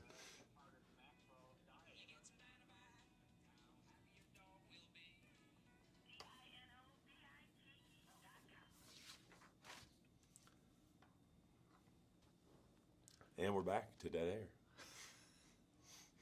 Maybe. This is crazy. I wish they could see the screen. It's just... It sometimes goes blank. Yeah, it's just jumping around. I've never seen these orange colors before. Like, oh, we're back. So crazy, man. This is making us look bad, but I swear it's not us, guys. We're being harassed by your favorite bird, Travis Thompson, Andrew Spicer said. Yeah. I don't know if you know this about me, but I'm anti-bald eagle. Anti-bald eagle? Yeah. Well, I'm anti-charismatic megafauna I know. in general. So bald eagles, I feel like, fit into that conversation. Right there with pelicans, manatees, sharks, black grouper. Bald eagles aren't even a good buzzard. They're like a worse buzzard. Whoa. Bald eagles here, that's America to me. It's not. You can't hate America, You know what Ben Franklin Travis. wanted the national bird to be? A turkey. Really? Yeah, because it's noble, it's elegant, it's beautiful. Bald eagle's just a buzzard. Whoa. A turkey is noble and elegant? Yeah, you got to see one up close. All right, we're gonna have to come back to this on our next. This is the Bartow Ford Real Animals Radio Show, presented by Hubbard's Marina. Now your captains, Mike Anderson and Dylan Hubbard. Good morning. We're back. Real Animals Radio, Bartow Ford Real Animals Fishing Show. Captain Dylan Hubbard from Hubbard's Marina here. Got my good buddy Captain Travis Thompson in studio this morning from All Florida and Cast and Blast FL. Talking fishing and hunting. And on break, for those of you not watching on Facebook, Captain Travis Thompson said a turkey is elegant and noble and should be the bird. The bird that represents America instead of the bald eagle. Ben Franklin said that. Okay, Like one so of our founding fathers. Don't pile on with Ben Franklin. He's not here to defend No, himself. I need some help defending myself because this is a dicey. Turkey is noble and elegant. They are. Like if you've never seen a turkey up close, like every feather is iridescent. Like they have like a coppery color, and they're all like you'll see purple But and a green. bald eagle, dog. No, bald eagle. They've got talons. Bald eagle isn't even a top 4 buzzard. Like they're not even in the top 4 vultures, my opinion. I would rank them cara, black vulture, turkey vulture, and then bald eagle. So they are in the top 4. Turkey vultures are pretty legit. Yeah, they're better. They're better at being. But bald eagles, bald eagles are getting by on their looks. That's all that's keeping them in the game is their looks and their legacy. Hey, now there's something to be said about that. That's the only. But a cara, have you I've got a face for radio. Have you seen the crested cara? I don't even know what that is.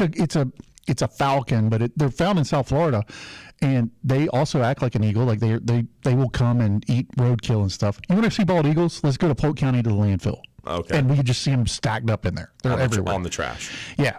Okay. But they harass duck hunters a lot. They will come and take our ducks. I've had them sink decoys. I've had them like they harass duck hunters a lot. So that's why you have a hatred for bald eagles. Yeah, but also like I don't ever see bald eagles in Florida really take. I'll see them harass ospreys and take their fish. I've seen that a bunch. Yeah. I don't ever see them actually go hunt in Florida. I know in other states they do, but in Florida they're kind of just vultures. So interesting. Yeah, I'm anti bald eagle, and that's a bad look for me, I'm sure. But here we are. I'm out there now. He outed himself. We've got Mookie from the Lakeland Ledger on the line. He's been waiting on hold. I could keep going on this whole turkeys are elegant thing, but we're gonna get to Mookie. How are you doing this morning, buddy?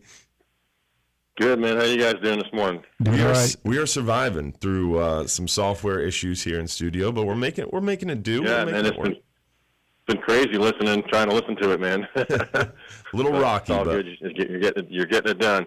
Yes, sir. How are you this morning? Travis, man, I didn't know you from Polk County. Oh yeah, family's been there since the 1890s. Born and bred. Oh yeah, you grew up in Winter Haven area? Yes, sir. Yeah, I lived out in Winter Haven for many years before I moved over to Lakeland. But God's country. Yeah, it's good to know, man. Yeah. Hey, listen, you guys were talking about places to fish in this weather this weekend, and you mentioned sheepshead, of course, but black drum are really turned on right now. I made them the fish of the week because they were hitting so many spots, and You're right. You get them about many in the same places you get them sheepshead. So don't neglect them black drum, and them smaller black drum are good eating if you ask me. Oh yeah, definitely, and you're right on that. Yeah. I would agree. The amount of people that sent me black drum photos for this weekend's fishing report was crazy, and how many big schools are moving around. Yeah, they're biting all over the place. The bridges, a lot of the same places them sheepshead are biting. The St. Pete Pier area, all over the place. Skyway, reefs stuff. Yeah, but wow. Another thing, man, you mentioned about the sheepshead earlier. You made a joke about the old saying for me used to be, sheepshead, you count to 3. When you feel a nibble, you count to 3 and you set the hook on 1. That's a funny one. You set the hook on 1. Yeah. That's awesome. Yeah. So, hey, you say Captain Scott Moore's going to be out there at Bartow Ford next month, man. I'm going to definitely come out to that one, too. I haven't seen Scott in a long time, man. He's one of the masters. Yes, definitely. Sir. March 28th from 6 to 8 p.m. at Bartow Ford. Captain Scott Moore will be there talking fishing. So one not to miss for sure. I'm going to make that. I'm going to make that one for sure too. Definitely. Awesome, man. Well, we look forward to seeing you out there, Mookie. Yeah, Captain Travis, if you go out there, man, I'd like to meet you, man. I'm pretty sure I'm in town that day, so I'm going to try to make it out there. Yeah, he can fill in. Please do, man. I'll be looking forward to meet you. Awesome. Well, we appreciate the call, Mookie. Thanks this morning. All right, buddy. You guys take care. Have a good weekend. Take care. See you, buddy. So you feel a nibble, you count to 3 and set the hook on 1. I just want to point out Polk County is strongly represented today. You had strong. Ron's, you had Bobby, you got Mookie, you got me. Like we got a lot of holding Polk it County. down. Yeah, I haven't made a Polk County joke yet. That's probably why. I've got some loaded up. All right. Wait. On the other side, we're going to get to the Polk County jokes. We got Alan from St. Pete holding as well. Going to get to him on the other side as well. If you want to join the conversation, give us a call. 1-800-969-9352. We'll be right back.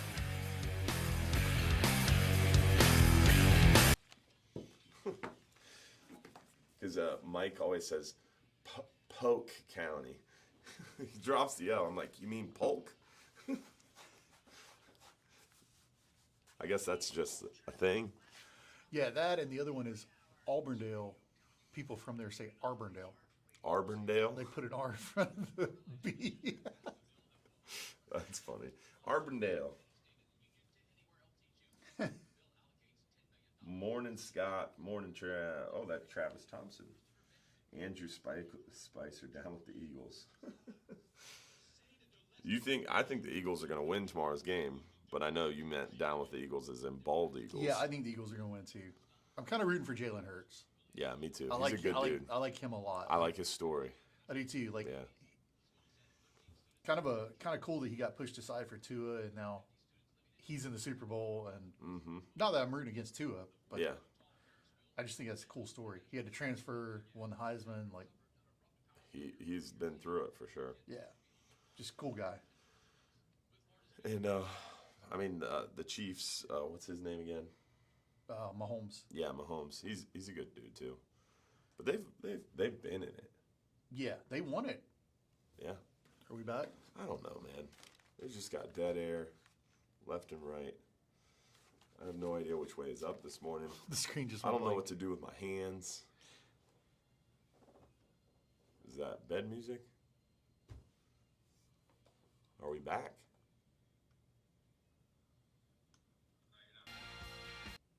All right. Derek's got us. I know. I'm just gonna sit here until Derek tells me otherwise. Dude he's going through it today. He's hustling in there. Mm-hmm. And he's taking phone calls. So he's probably like, stop giving the phone number out. I gotta concentrate. So I have a quite the. Is this bed music?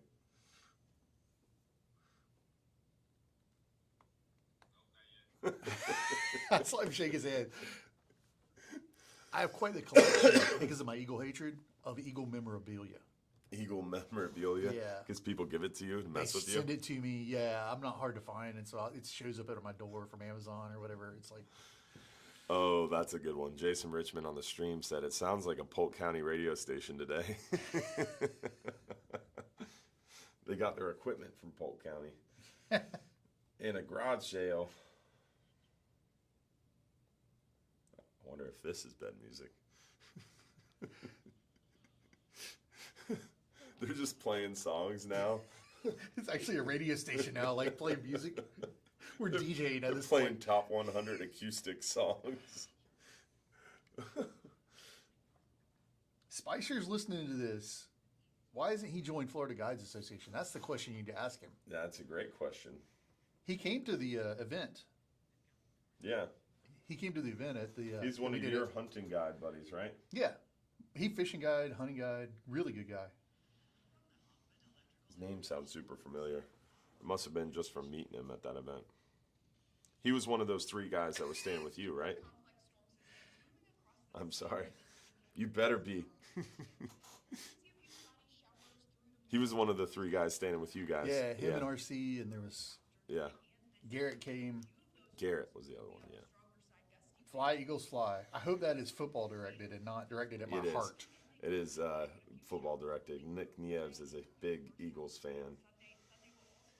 Big Philadelphia Eagles fan, not bald Eagles. I'm fine with that. Golden Eagles are cool. What's a golden eagle? That's the big eagles they have out west. You ever seen one? I've learned so much about birds today. It's crazy. Hence my pelican fascination. I am a bird junkie. Pelicans are like dogs to me. What's it? How do you spell Cara? C-A-R-A, C-A-R-A. I want to know what this is. Oh, they're pretty. That's what I'm saying. Compare that to a bald eagle. Way cooler. Crested Cara. Yeah. We have these in Florida? Oh, yeah. We do, we'll do photo tours for Cara photography down in South Florida. When you disc a field, they'll follow the tractor and eat the grubs and stuff that get turned up. But they're buzzards. You'll see them on the side of the roads. Disc a field is aerate the field, right? No, aerating is different than disking. Oh. Aerating, you're actually poking holes in it. Oh, I gotcha. Disking, you're churning it. You're turning it. To me, it's the same thing, guys. Not up on your ag lately. No, not at all. I got to figure out. We're gonna do a FGA event, like maybe a meetup or something at a ranch. Yeah, that'd be cool. Get you guys up to speed on some ranching lingo. We'll bring our boots guns and cowboy shoot. hats. Yeah.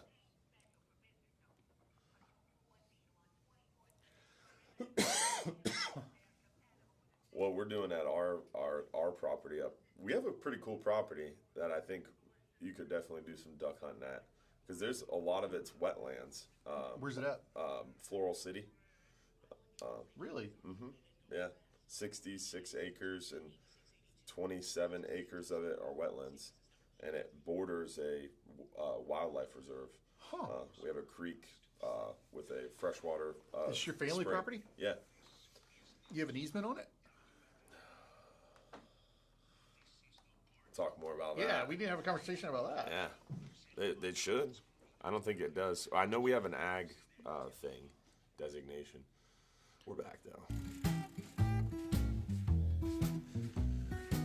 Good morning, Bartow Ford Real Animals Radio are back. Captain Dylan Hubbard here for the Real Animals Fishing Team, and we've got Captain Travis Thompson in studio this morning with us from all Florida, and also Cast and Blast FL podcast. If you haven't listened to it yet, check it out. Pretty cool. And we're chatting, fishing, hunting, and a lot of random stuff this morning. See where it goes, man. That's February in Florida. Yeah, exactly. See where it goes. Travis asked me this morning. He was like, "You want to talk about anything in particular?" I was like, "Yeah, no. We're gonna wing this." I always find that it comes out better that way. Yeah, absolutely. The more I try to script it, the less organic it feels. I like flying by the seat of my pants. That's just how I approach life, you know. I'm here for it. Yeah, you have a loose plan, have a guide, but we don't script every minute. Alan from St. Pete is on the line and has been holding a while. How are you doing this morning, Alan? I'm doing well, gentlemen. Good to hear you this morning. Thank morning, you, sir. Alan. Hopefully you were able to hear us. It's been a little challenging this morning, but I appreciate you staying in. Yeah, there was a few little dead spots, but usually during the commercials, but that's okay. There you go. Well, what do you got for us this morning? A couple things quick. First of all, I'd like to defend the jack wagon of the week. As a guy who works every other weekend and works 12-hour shifts, I get 2 days off midweek every week. It is very nice when you get to the boat ramp and there's nobody there but you. Amen to that. So you're enjoying the weekend cold fronts. Yeah, I'm in support of that when I'm off on Wednesday, Thursday, or Monday, Tuesday. Yeah, that's a good thing for me, but not for everybody else. But one quick thing: if anybody's looking for something really fun to do next weekend on Saturday, especially with the kid, Brooksville hosts a annual squirrel hunting tournament. 2-man teams, they really like to promote the youth. So if you got a youngin that wants to shoot some squirrels, you weigh in your top 5 squirrels, and there's big prizes and a prize for every youth that enters. And I think the the deadline is tonight at midnight. So I'm not sure what the link is, but if you just Google Brooksville Squirrel Hunt, you'll find the link to it. So it's something fun to do on a Saturday after the Super Bowl. Yeah, I'll drop the link to that. We actually sponsor that. Cast and Blast Florida is one of the sponsors of that. We donate a little bit of money. Our listeners did, and it's a really cool event. A good job getting people out in the woods and having a good time. And I don't think they pile up a ton of squirrels, but everybody has a blast and leaves with a big smile on their face. I appreciate you mentioning that. Absolutely. I'm going to see if I can pluck a few out of my yard that have been eating on my feeders. That's awesome. This is an annual thing? Yeah, they do it every year. Huh. Yeah, I think this is the third one. I've never been, but this is me and my 15-year-old and I are going up. We're actually going to camp up in the Withlacoochee and do the whole weekend with the family. So yeah, it's a nominal fee, like $20 to get in. There's even a side pot for the youth hunter and for the adult. And yeah, keep an eye out for our good. Be a lot of fun. She's my good friend, and Dylan knows her. Stacy Whittam. She works for Delta Waterfowl. They live up that way, and they've always been active in this event, and they love this event. So it's one of their passion things. So it's a really good time. Get in quick. Like I said, I think tonight at midnight is the deadline to sign up. Now, there's 100 and something teams already, so it should be fun. Yeah, should be a really good time. Wow, that's awesome, man. And you were exactly right. It's $20 to get in. There's a $5 side bet payout for biggest squirrel. So only $25 for a 2-man team. That's not bad at all. And anybody can go squirrel hunting. Yeah. That's the easiest entry into hunting is squirrel hunting. Yeah. It's so easy. Dylan can do it. I didn't say it that way, but you said it with your eyes. I did. You said it with your eyes. I picked it up. Alan, thank you for bringing that up. Great call this morning. Yes, sir. Have a good day now. Good luck, Alan. See you. Good luck in the squirrel hunt. Hopefully he gets the big one. 100 teams going squirrel hunting. I bet it'll be more than that by the end of the day. And that's only the 3rd annual. Yeah. So this is it's getting bigger and bigger.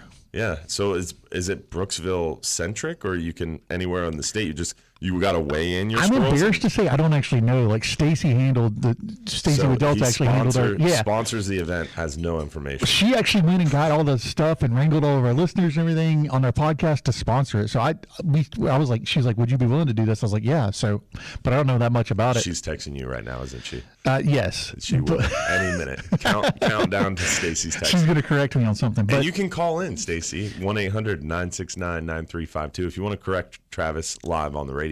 Please. It would not be the first time. She's part of your podcast, right? No, she's not, but she works for Delta Waterfowl. Yeah. And so she's been a listener, friend for years and years and years, and really good folks. And anyway, they're passionate about. They have nephews that they love to take and her fish, story hunt, about whatever. waterfowl hunting and how she got into waterfowl Really hunting. good story. It's hilarious. Really good story. She went from 0 to 100 real quick. Her and her husband booked a duck hunt with me. This is like 4 years ago, and we did not see a duck. It was miserably cold. It was like 28 degrees or something. It was so cold. And we did not see a duck. And they went the next day to Miller's Marine in Ocala and bought a duck boat. That's the following day. The following day they went and they ordered it or whatever. And like they are ruined. Now they have a lab, they have a camper, they have a duck boat. Like she works for Delta Waterfowl. So 4 years ago, went on a duck hunt with Travis, then bought a duck boat, a duck dog, a hunting camper for ducks, and now works for a waterfowl company. Yeah, and now she's traveling like talk about go down a rabbit hole. Now she like in the winter she's been snow goose hunting and sandhill crane hunting, and like she's traveled around the United States hunting and stuff. Like she's killed probably more species than I have at this point. 4 years later. Yeah, duck hunting is an addiction. That's why I kind of want to keep you at a distance. I'm not sure it's good for you. It's like a safety thing. That's hilarious. Don't get into duck hunting, kids, unless you have the free time to commit.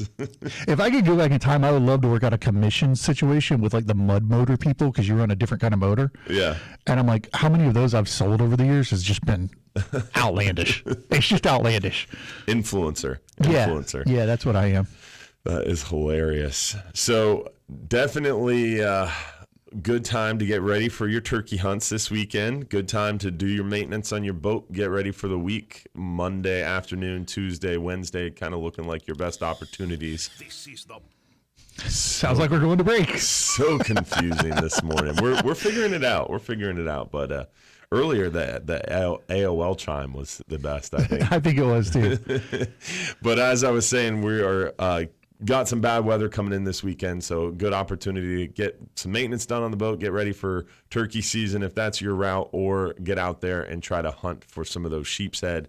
Stay away from that weather, and then get out there this week and take advantage of the weather window there. Tuesday looks like a really good opportunity. Sounds like Alan from St. Pete will be celebrating. Yeah, Alan's living the dream out there on Tuesdays, it sounds like. Yeah, right. I agree. During the week is awesome. I have Wednesday off, and that's kind of the day I try to hold sacred and make sure that I keep everything I can off a Wednesday for family days. And it's great, like going and doing a tourist thing on a Wednesday. Like we'll go to the zoo or go to Busch Gardens or go do something like that. And nobody there. No one. And we went to Busch Gardens and there was like 10 people in line for like the most popular roller coasters. It was crazy. I inverted my trips. So I do private land either Friday, Saturday, Sunday, Monday, or Saturday, Sunday, like the weekend, around the weekend. Yeah. But I do public land during the week because smart. Way less people during the week. Huh. That's interesting. Then you don't have a boat race because in hunting, it's a race every morning to spots, so you don't have a boat race then. Oh, so you're racing your duck boats to whatever area you want to set up your and if you have a slower boat, the way to offset that is to get up earlier and go earlier. And so there's no timeline on when you can't go. So anyway, you can avoid that a little bit by hunting during the week. Pretend I know nothing about duck hunting. Let me imagine that for a second. What's like the distance that you would say if you see someone set up with their decoys in their boat? You want to stay away far enough where you don't get shot. Yeah, obviously. Steel shot doesn't carry very far. It doesn't have very good like energy. 50 yards. Yeah, it'll carry a little bit further than that, but really, because ducks, we call it working decoys, they'll swing. So they'll cover maybe 100 yards on either side of you. Mm-hmm. So really you want to be where you're not shooting the ducks on somebody else's swing. Now there's people out there just like there are in fishing, they'll set up right on top of each other. But to me, I want to be 200, 300, 400, 500 yards away. I want to be a good distance. And honestly, if you set up right and you understand how birds are going to work, you can always be successful doing that stuff. Because if I set up too close to you and the ducks come over into your decoys and I shoot one, you ruin my hunt and your hunt. Huh. Because really, ideally, you want the ducks coming to land in your decoys. We call it working the decoys. Mm-hmm. And that's the ethical right shot to take. But you can shoot them as they pass by going 100 miles an hour. At 20 yards, it's still a makeable shot. So you want them to land in your decoys before you shoot them? It's called cupped up and landing. You want them feet down like they're getting ready to land. Huh. I want to trick them into doing what I want them to do. So you don't shoot a turkey while it's sitting in a tree, but you want the duck to land before you shoot it. Yeah. You want to seems less sporting. No. You want to shoot him when he lands. You want to trick him. I'm so confused. Not on the water. I thought I had it figured out. But as he's coming in, slow down. As he's coming in. Not on the water, but as he's So you don't want him to stop, but you want him to slow down. That's exactly right. It's exactly right. And ethically, it's the best shot because it's the most likely to give you a clean, quick kill. I got you. Versus, a bird going 30 miles an hour at 25 yards, that's a tougher shot. I got you. You wing them or something, you got to go recover that bird. Well, you don't go recover the bird. Your dog does. Depending on where you're hunting. A lot of lakes we hunt, you couldn't put a dog in them. Because I wouldn't put a dog in them, yeah. Yeah, we watched one this season, I swear. Don't tell that story. He had to be 35 feet long, that gator. I mean, he was like a dinosaur. Not really. Not really. But I'm saying he was just we were watching one that was 8 or 9 feet, and then this one came up and he was monstrous next to him. Do the gators take your ducks? Oh, yeah, all the time. Huh. So if you're in a lake like that where you wouldn't want to put your dog in the lake, then you have to shoot the duck and then go out in your decoys and get it before the gators do? Yep, and we do all kind of crazy stuff. Sometimes we'll move the boat. Sometimes we'll take a paddleboard or a kayak or something and kayak out there. You're done. We're done with this. This is stupid. Taking a paddleboard. Oh, there's a gator in that lake, so I'm not going to send my dog, but I'm going to get on this paddleboard and go get it. Yeah. That's ridiculous. That's pretty much the dumbness of the whole situation. Not going hunting with you anymore. I thought it sounded cool. I was on board until you said that. It's an adventure, man. I'm telling you, it's an adventure. That's like people who swim out their shark baits. Yeah, no, that's crazy. Yeah. There's no way I would do that. I know beach shark fishermen who are like, oh, yeah, I don't bring a kayak to kayak out my baits. I just swim it out there. Oh, okay. We have a paddleboard that we spray painted camo because it was lime blue or something, electric blue. And so we have this real nice paddleboard that we've got this terrible paint job on that we take occasionally for recovering ducks in alligator places where you can't put a dog. This is the stupidest thing I've ever heard in my life. I have a paddleboard for when I see gators. This is what I climb onto. There are some lakes that and I won't name them because I don't want to blow them up for somebody, but there are some lakes that I stopped hunting because the gators would actually pile up around the decoys when they heard the gunshots. They just start basically you'd have your ring of decoys and then you have a ring of gators outside it, and you couldn't get to the ducks fast enough. So to me, that felt really wasteful to hunt there because you were losing. If you killed 12 ducks, you and another guy killed 12 ducks, you might recover 6 of them. Wow. Because the gators were so fast. That's crazy. Mm-hmm. Smart. And if the bird hits and flutters at all, it's over. It's over. He's getting it. Yeah. He's getting it before you. That's crazy, man. So we talked a lot. Oh, there's I knew it was coming soon. It's a fun conversation, not knowing when you need to wrap it up or anything else. No idea what's going on this morning. But we got music, so we're going to go to break, and then we got another short segment here before the end of the show. So we still got more to talk about. Stay tuned. We'll be right back. Real Animals Radio on the other side.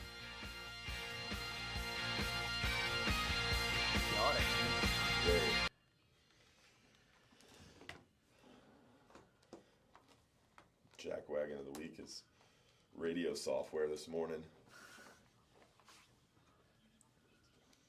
We're faking it till we make it this morning, guys.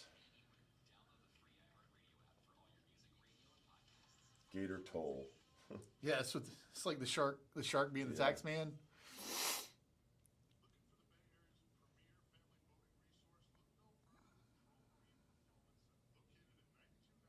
I hear a lot of hunting horror stories. I feel like going on a paddleboard with gators around would be a horror story to me. Yeah. I love gators. They're cool looking, but I don't want to be in the water with a gator. And I feel like a paddleboard, my tall, uncoordinated behind on a paddleboard. I have to do it on my equals knees. me. I have to do it on my knees because my center of gravity is way too high. Yeah, 100%. My center of gravity and balance is too low. I actually bought one of those balance boards. It's pretty fun. To like. Yeah, I bought it for my son because, you know, balance is something good you want to learn. And I noticed my kids were a little uncoordinated like I am, so I was like, I'm going to get you started young learning how to balance. So I bought it for him, but now I'm using it. It's fun. The paddleboard makes an appearance whenever I take someone young with me, like someone 25. Yeah. Here you go, bud. Hey, you want to shoot ducks? Yeah. All right. I just need some help getting them back. Come on with me, son. Yeah. I've got a job for you today. What are we doing with this paddleboard? Nothing. Don't worry about that. You want to go duck hunting? Load that paddleboard, kid. Man, was it fun shooting your ducks? Yeah, it was. Well, here, go get them. How do you want me to do that? See that paddleboard we brought? You were asking questions about earlier? That's funny. I had a little private lake I used to leave it in. So it would just be out there, and they wouldn't know it was there until we got out there. We'd set the blind up, hunt, it'd get daylight, and they're like, there's a paddleboard behind us. I was like, yeah, you're about to get on it. You see that paddleboard over there? That's for you. We took it down to a property where you had to cross a canal that was just slap full of gators. And so I would scan my client list, and I'd find the ones I thought were in the best shape and put them on the paddleboard. This person can handle the paddleboard and won't die. They're going to have the coordination to balance. You know, college athletes, professional athletes, like stuff like that. Hey, I got a really good spot for you. Really? Yeah, but you're going to need to use a paddleboard. Oh, that's okay. Then I dump them out in the middle of it. They don't realize they're using a paddleboard to navigate 9-foot-long gators. Oh, my gosh. It's Jurassic Park. Your duck hunting sales on this radio show. Well, Now your captains, Mike Anderson and Dylan Hubbard. Love that song. Great bed music this morning, Derek. We might be having some problems, but you bring in the heat. Bring in the heat. And Captain Dylan Hubbard here for the Bartow Ford Real Animals radio show. We got Captain Travis Thompson in studio this morning from All Florida and Cast and Blast FL podcast and also PT Outfitters. Duck hunting, fishing, turkeys, and much, much more this morning. And Travis's love for bald eagles. Don't forget about that. Eagles, awesome gators, topic. we're just hitting everything. Spec fishing. Charismatic megafauna. Lots of great topics this morning, and hopefully you guys enjoyed the show. Want to give a quick shout out to our friends over at Affordable Roofing. If you need a shingle, metal, tile, or flat roof, make sure you check out our friends at Affordable Roofing Systems. They're your safest choice for repairs or replacements. With 3 decades of roofing experience, let Affordable Roofing Systems guide you through this important process. They're defined by integrity, respect, and honesty, and they have a personalized and professional approach to doing business. Call 888-397-ROOF for your free estimate or visit them online today at affordableroofingflorida.com for your free estimate. So we talked a lot about a lot of different things today, and one major thing we wanted to remind y'all about is the fact that you should really try to key in on taking advantage of this weather window we have coming up here early work week, kind of Monday afternoon through Wednesday. It seems the best opportunity to get out there on the water. If you're trying to go near shore, offshore, Tuesday looks like the best day. It's shaping up now, which is a change. Unfortunately, it was looking like Monday, advanced forecast-wise. So it's definitely changing. One of those things you want to keep an eye on, but weather is definitely looking Tuesday, Wednesday, Monday, Tuesday, Wednesday. Good options to get out there and hopefully catch some fish and take advantage of the good sheep's head bite. Seeing a lot of snook in the back bay, redfish on the dock lines, a lot of black drum around, as Mookie talked about earlier. Pompano, silver trout, whiting on the beaches. Near shore, it's all about the hogfish right now. Some good lane snapper action, some mangroves, couple keeper red grouper out deeper. Offshore, if you can make it offshore, if weather allows, huge red grouper action right inside that 120-foot mark. Some scamps, some mangroves, some big vermilions, porgies, maybe a blackfin tuna. You got a chance for a wahoo out there. So lots of good options for you. Don't forget, the weather is brought to you by our good friends over there at Reese Windows. They're celebrating 51 years as the fastest and most trusted impact window and door company in Florida. And they're giving away $15,000 in new impact windows. All you have to do to enter for a chance to win $15K in windows is text the word HAPPY, HAPPY, to 20129. The word HAPPY enters you for a chance to win $15,000 in impact windows. We should point out to my wife, who is texting them probably repeatedly right now, you need to enter that once, babe. Once is all you need. That's true. That's true. Good point. And speaking of, how would someone get a hold of you if you want to book a trip with Captain Travis Thompson for one of these turkey hunts, duck hunts, one of your fishing trips for tarpon? You can find me, Travis Thompson on Instagram. You can email me, travis@allfla.org or travis@castandblastfl.com.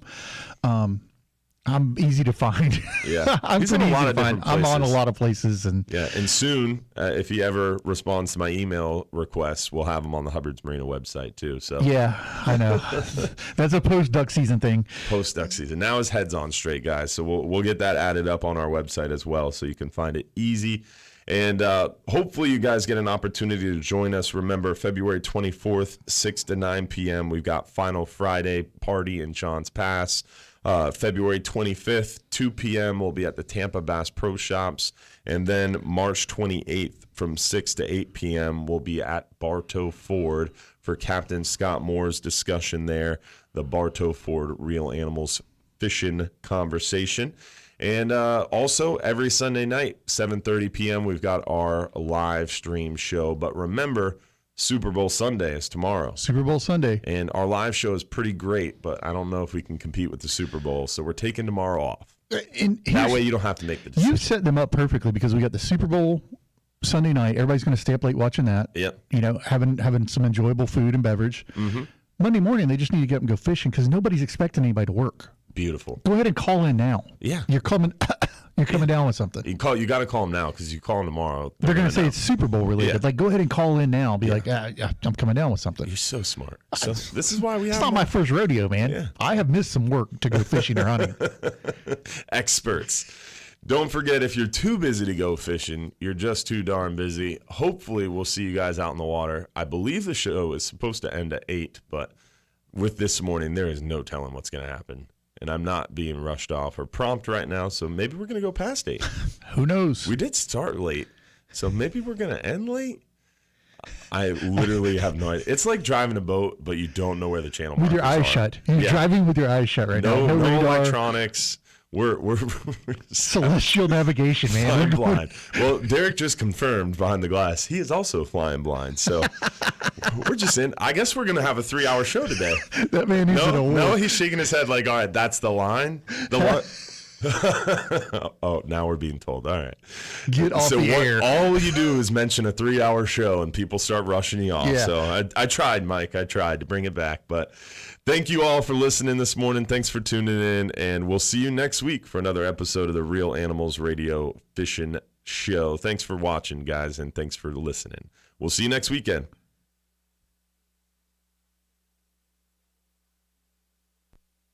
Broadcasting live from the Farrah and Farrah accident attorney. Oh, man, what a morning. That was wild. That was eventful, to say the least. That was wild. Definitely chaotic. But We faked it until we made it. And thank you on Facebook for listening. Hanging with us through that train wreck. Yes. Yeah, I know some people said that they enjoyed the conversation on break this week. I know last week we had some problems with that. So luckily this week, at least our break conversations, break stream went well. Brian said, how was the duck hunting on the bay this past season? Did anyone knock any redheads down or see any redheads by the bay? I feel like I'm not supposed to answer this, but I'm going to. Yes, it was incredible. Ooh. I don't hunt the bay, so I don't want to blow up somebody else's deal. And they're migratory birds. But yeah, there were a lot of good ducks killed in the bay this year. A lot of good. And I say good ducks. Typically the bay is a bluebill hunt. This year, there were a lot of ducks. You're looking at me and talking to me like I know what you're talking about. But Yeah, I'm listening. I was doing that for the cameras, so they felt like I was engaged with you, and you were like going to nod and be like, "Oh yeah, bluebill hunt." Yeah, bluebill hunt. Duh. So a lot of good ducks. So you mean a lot of species of ducks? Yeah, yeah. Well, you know you can go to the bay any day and kill bluebills, but you want to be able to kill different stuff too. That's part of like what drives it. You don't want to just go catch mangrove snapper every day. You want to catch. It's fun when you pull up a lane or a familiar, like something different. Interesting. You always get excited when you catch something different. Yeah. Anybody else out there? Let's see.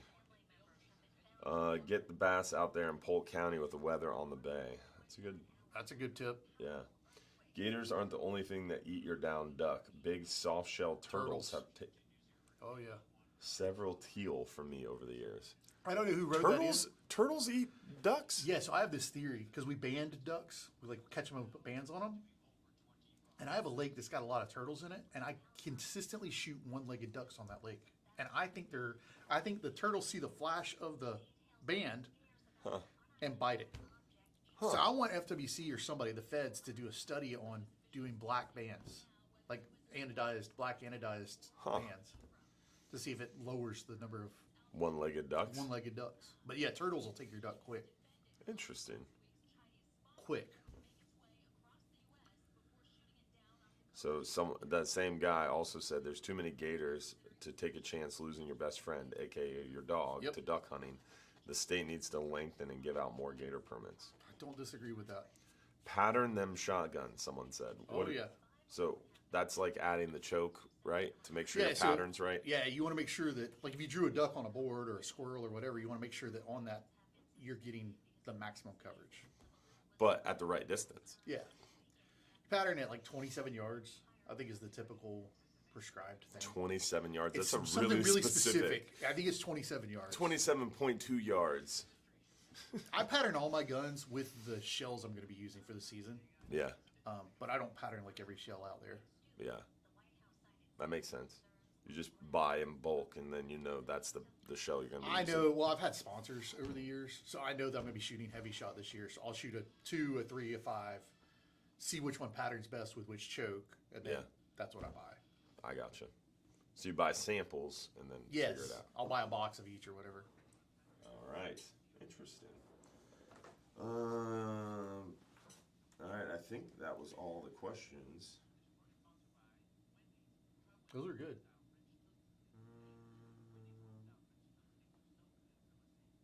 All right. I think that's everything. Well, appreciate you all for watching and tuning in and hanging out with us. Check out Travis's podcast, Cast and Blast FL. And hopefully we'll see you guys out in the water soon. And don't forget, if you're too busy to go fishing, you're just too darn busy. Thanks for watching, y'all. Have a good week. See you.